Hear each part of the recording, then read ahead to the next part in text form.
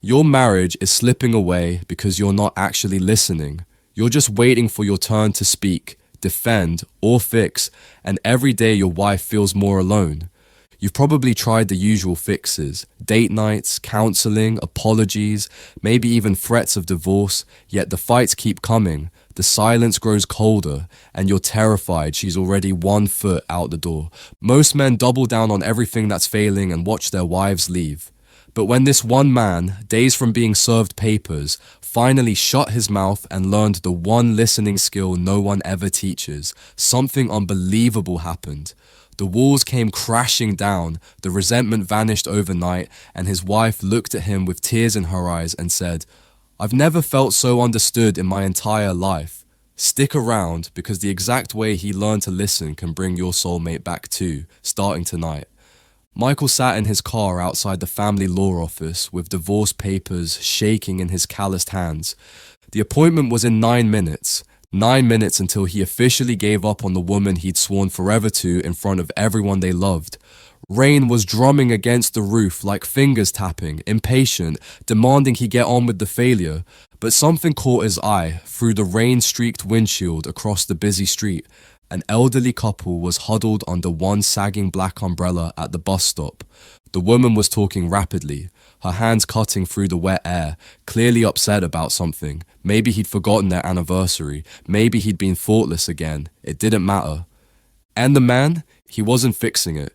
He wasn't offering solutions or defensive counterarguments or that familiar husband sigh that says, "Here we go again," while mentally checking out.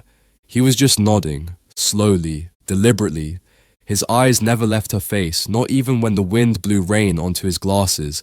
And then the woman stopped mid-sentence. She took a shaky breath.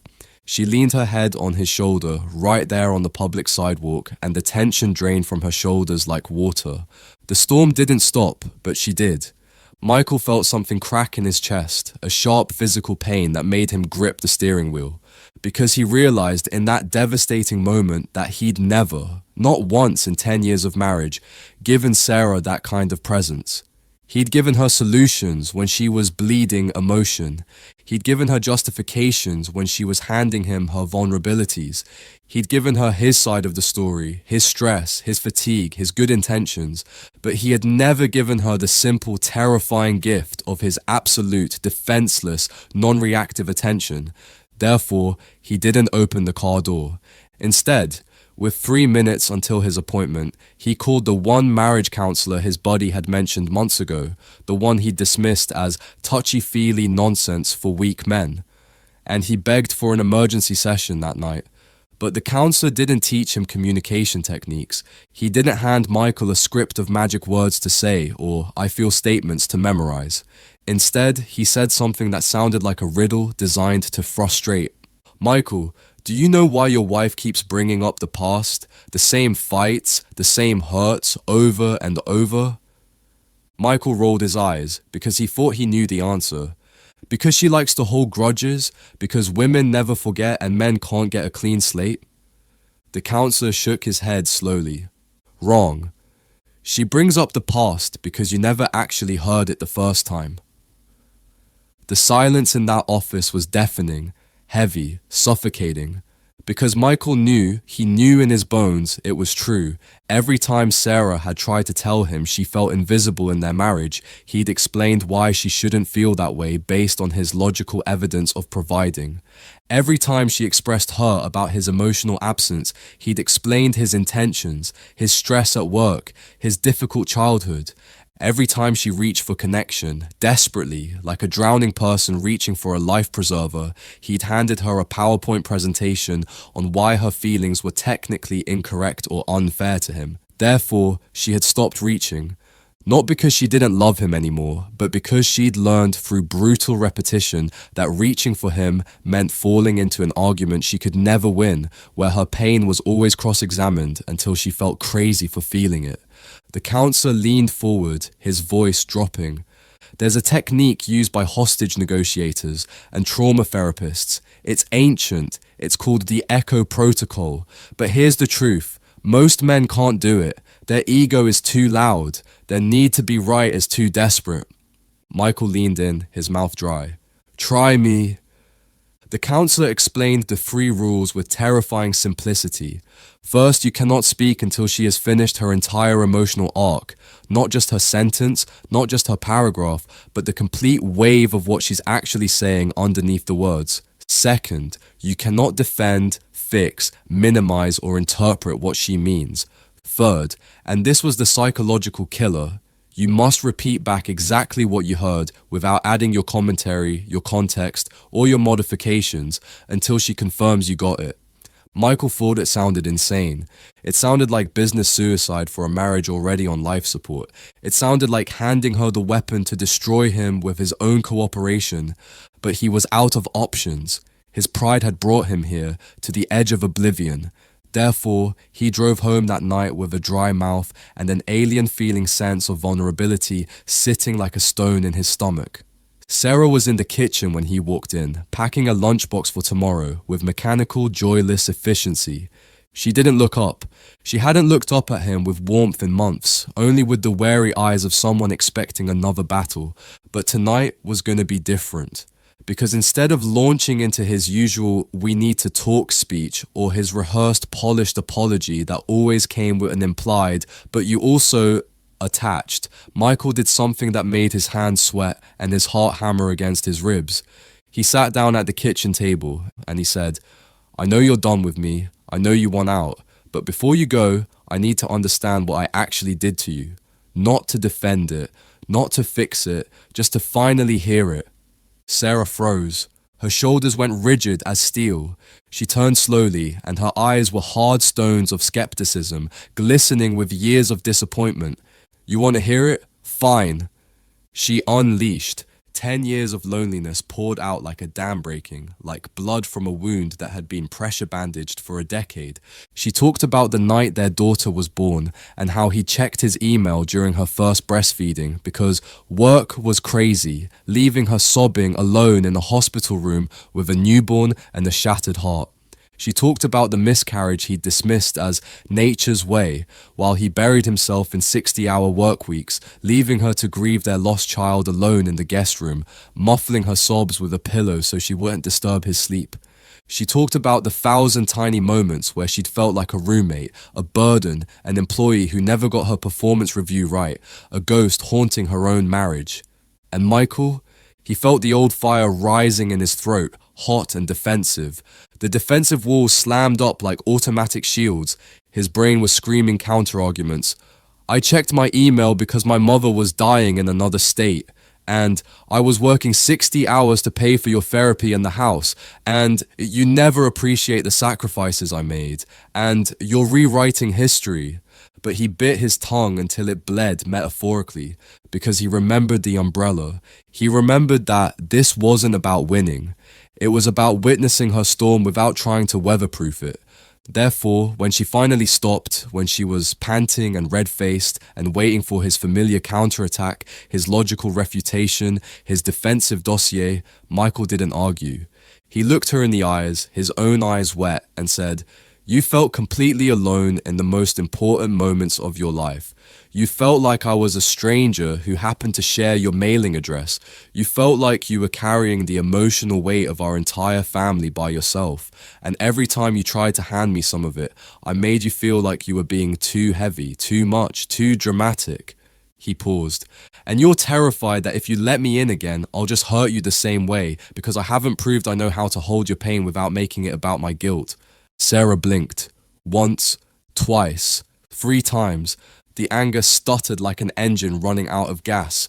She opened her mouth to fire back, to accuse him of faking it, but nothing came out, because for the first time in a decade, he hadn't tried to fix her grief with logic. He hadn't tried to win the argument with evidence. He hadn't tried to make her pain smaller so he could feel bigger. He had simply held up a mirror to her internal world and said, "I see this. I see you, and I don't need you to change it for my comfort." But then, the test came. She narrowed her eyes, her survival instincts flaring. "You're just doing this because you don't want me to leave. You're manipulating me into staying so you don't look like the bad guy to our families." It was a trap. The old Michael would have defended his character immediately, would have listed all the ways he'd been a good provider, would have accused her of being impossible to please, would have taken her suspicion as an attack and escalated into a fight that proved her right. But the new Michael, the man who had watched a stranger under an umbrella defend his marriage with nothing but silence, just nodded. "You're right to be suspicious," he said quietly, his voice steady. "I have manipulated you in the past by making everything about my feelings, my stress, my intentions, my reputation. I have used apologies as armor instead of bridges. So you're absolutely right to think this might be another trick, another performance to get what I want. But I swear to you on everything I love, I'm not trying to get you to stay anymore tonight. I'm just trying to finally understand why you wanted to go, so that if you do leave, at least one person on this earth will truly know what he lost." The kitchen went quiet, the refrigerator hummed its mechanical song, and then Sarah did something that almost stopped Michael's heart permanently. She sat down across from him, not at the far end of the table where she'd been sitting for months, creating a DMZ of cold space between them. Directly across, her hands were trembling on the wood surface. "But what if I tell you the rest?" she whispered, her voice cracking. "And you use it against me later? What if I show you where I'm broken and you break me there on purpose next time we fight?" Michael felt the crushing weight of that question. It wasn't about the words. It was about 10 years of emotional warfare where intimacy had been used as ammunition, where vulnerabilities were logged as future evidence. Therefore, he made the hardest choice of his life.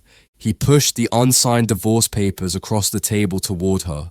"Sign them if you need to," he said, his hand steady though his soul was screaming. "But before you do, let me prove that your heart is safe with me, not because I'll convince you I'm a good man with words, but because I'll prove I can hear you without making it about my hurt feelings." She didn't sign them that night. Instead, they sat there until 3 in the morning, the kitchen growing cold around them. She talked, he echoed, not robotically, not like a therapist taking notes for a case study, but like a man who had finally realized that his wife's pain was not an attack on his character, but a weather system he needed to sit through without erecting an umbrella of his own self-protection. Therefore, something shifted in the atmosphere, subtle but seismic. Around 2 a.m., Sarah started crying. Not the angry tears of frustration she'd shed for years, the soft, terrifying, vulnerable tears of relief, of being finally seen after wandering in an emotional desert for a decade. She looked at him, really looked at him, past the defenses, past the husband title, past the history, and said those 11 words that would haunt and heal Michael for the rest of his mortal life. "I've never felt so understood in my entire life." But here's the part nobody tells you about listening, the secret that almost destroyed everything just when it started working.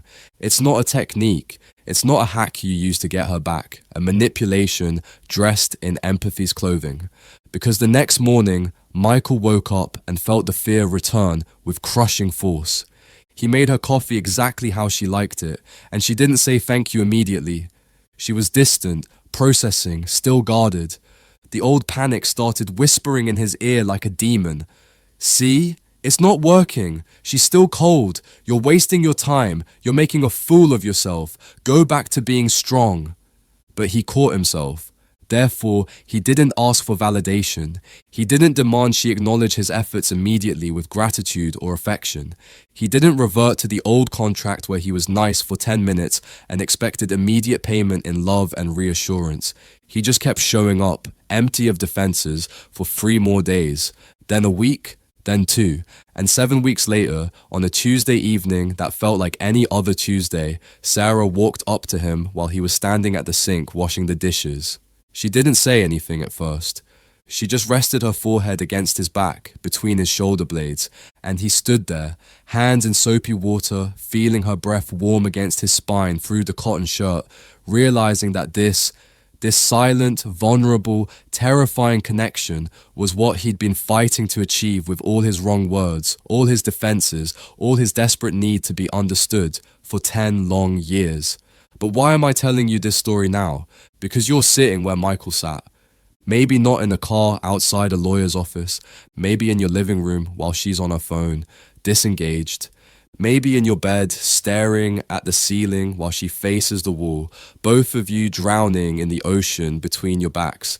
And right now, you're rehearsing your defense. You're preparing your case for why you're not the villain. You're waiting for your turn to speak, to explain, to fix, to win. Therefore, your marriage keeps slipping through your fingers like dry sand, faster the harder you squeeze. The counselor told Michael something that applies to you in this exact moment, and you need to burn this into your memory. Men think marriage is a debate to be won, a problem to be solved, but it's actually a witness stand where you swear to tell the truth, the whole truth, and nothing but the truth about what you see in her heart, and then you shut up and let the silence testify. Most husbands will watch this video and nod along. They'll think, good story, touching, I should listen better. They'll maybe even try the echo protocol for one conversation, maybe two. But when she brings up the past again, when she pushes back, when she tests you with suspicion, which she will, because you've trained her to expect disappointment, they'll break, they'll defend, they'll explain, they'll say, but I was trying, and they'll watch her check out permanently, taking with her the last of her hope. Don't be most husbands, because the only defense that ever mattered wasn't the one you were preparing in your head while she spoke. It wasn't the logical counterargument, the justification, the list of your good intentions. It was the silence you finally offered when she finished. The silence that said, without a single word, without any caveat, without any request for reciprocation, I hear you, and you are not alone, and your pain is valid, even if I caused it. That silence is stronger than any argument you could ever win, and it's waiting for you, right now, in the next conversation you're terrified to have.